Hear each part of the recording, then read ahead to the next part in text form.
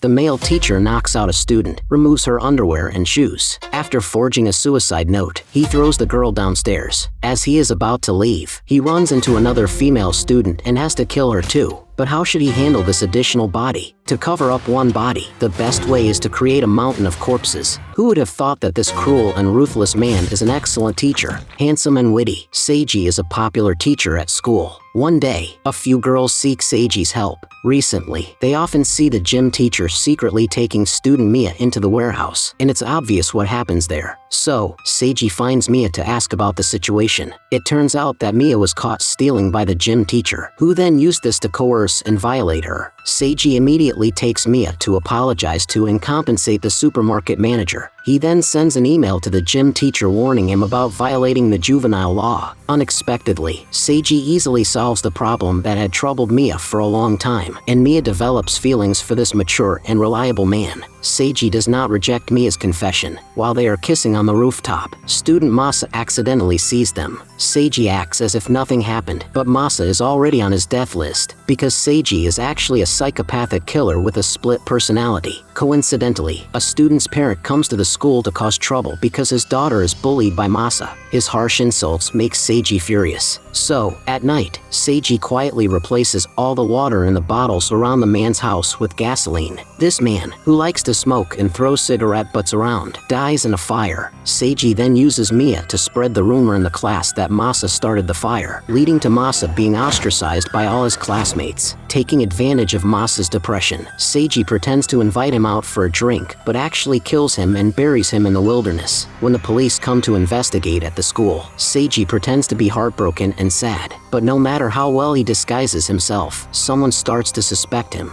The school's physics teacher discovers Seiji's dark side. For example, to solve the problem of cheating on exams, Seiji suggests blocking all cell phone signals around the school, but this is illegal in Japan, and the school leaders disagree. Seiji seemingly compromises, but during the exam, he secretly blocks the signals. As a result, the top student Heya, who earns money by helping classmates cheat, gets beaten up by his clients. He and the physics teacher find out that multiple student deaths occurred at Seiji's previous school. However, their discussions are all transmitted to Seiji through a bug. Naturally, Seiji won't let anyone who knows his secret live. One night, while the physics teacher is taking the subway home, Seiji takes advantage of the few passengers to knock him out,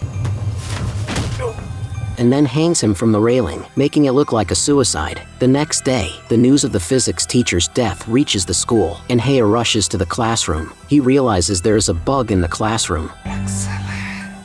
At this moment, Seiji also enters the classroom, and Heya quickly pulls out a small knife for self-defense. But how could he be a match for a psychopathic killer? Seiji ties Heya to the school's laboratory and tortures him with a soldering iron until he is unrecognizable. Only then does Seiji take his body to the wilderness to bury it. Thinking everything is over, Seiji believes he can return to his previous life. However, Mia also starts to suspect him because of Masa's death. One night, while Mia and Seiji are on a date at a hotel, she finds Masa's phone in Seiji's bag. Mia doesn't realize the danger and instead confronts Seiji, asking if he is involved in Masa's death. Seiji denies it with a smile, but he already plans to kill her. He writes a suicide note for Mia, preparing to eliminate this hidden threat. A few days later, the school holds a celebration, and students stay up late to decorate the activity room. While everyone is busy, Seiji calls Mia to the rooftop. After knocking Mia out, Seiji removes her shoes and places them on the prepared suicide note. He then removes Mia's underwear, planning to frame the gym teacher for her death. Before Mia can say a word, she is thrown from the rooftop. After cleaning up the scene, Seiji is about to leave when a girl barges in as he opens the door. Mia. Seiji sighs, turns around, and breaks her neck. This disrupts his original plan, and he needs to think about how to handle this body. A few minutes later, Seiji comes up with a solution. He decides to kill all the students. So, Seiji goes home to get the necessary tools and then calls another teacher to the school. After knocking him out, Seiji puts on his shoes, making him the scapegoat for tonight's crimes. Seiji then blocks all cell phone signals in the school, preventing students from calling for help. The hunting time begins. He first goes to the music classroom and shoots the 3 students there, who are shocked. The gunshots alert the gym teacher, who grabs a weapon and heads to the hallway, where he encounters Seiji. Seiji throws Mia's underwear at the gym teacher, who even sniffs it. Mia.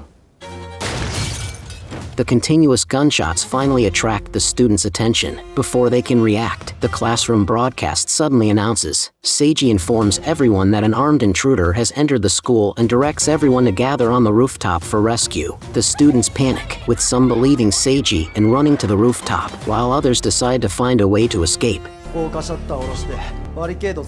The students running to the rooftop are terrified to find the door locked, and Seiji arrives humming a tune.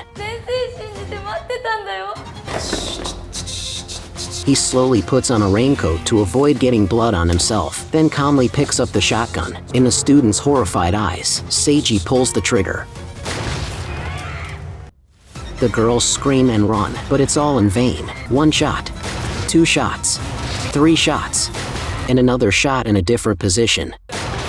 The students die without understanding why Seiji wants to kill them. After eliminating this group of students, Seiji crosses them off the class roster to ensure no one is missed. He wipes the blood off his face and prepares to continue hunting the other students. The students downstairs try to call the police using a public phone, but Seiji has already cut off their connection to the outside world. With no other option, they try to escape the building. But Seiji waits at the door with a shotgun, shooting anyone who dares to come out. Seiji then sweeps through the first floor, kicking open the infirmary door to kill the 2 students inside. Seiji continues to mercilessly take students' lives. Like a keen-scented hunter, no disguise or hiding place works against him. Even the 2 students hiding outside the window are found.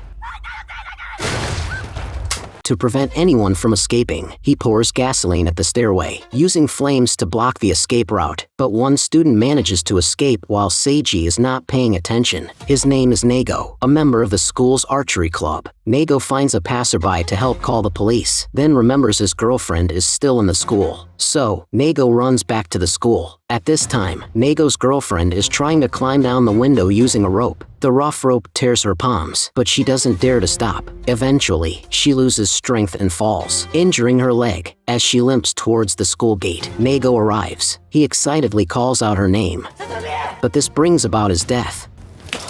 Seiji aims his gun at them, while Nago immediately draws his bow and shoots an arrow at Seiji.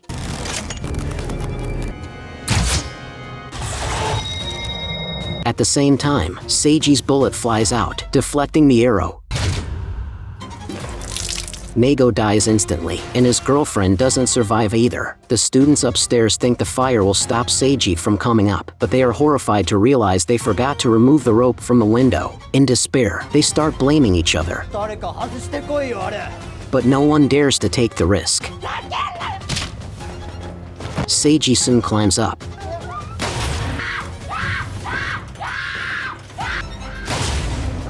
Indeed, even a killer hates people who are noisy. Seiji methodically eliminates the remaining students, ignoring their desperate pleas. He also ensures all evidence is destroyed. Only 2 students are left running. They remember their teacher once taught them how to use the emergency escape chute. Although Seiji might notice, they decide to take the gamble. Sure enough, Seiji hears the noise and immediately shoots at the chute. He fires 2 more shots to confirm the hairstyle and clothes of the bodies before feeling assured. That's everyone. Happy graduation. Seiji returns the shoes to the unconscious teacher and stages his suicide. The police arrive at the school, and Seiji, seeing no time to escape, starts to self-harm. He puts on handcuffs, pretending to be a victim. As the only survivor, the police have no choice but to believe his testimony. But Seiji never expects to make a mistake. He panics when he realizes the last 2 students are not dead. It turns out they switched clothes with the two bodies. They then threw the bodies down the emergency escape chute, fooling the cunning Seiji. Before that, they also secretly turned on a recorder, capturing Seiji's crimes. Now, Seiji has no way to defend himself. The girl, devastated, questions why he did it, and he nonchalantly says it was God's will. Seiji, seemingly mad, starts whistling, and the fallen Mia suddenly comes back to life. The girl seems to realize something terrible. 생각해 뭐 하시면 된다.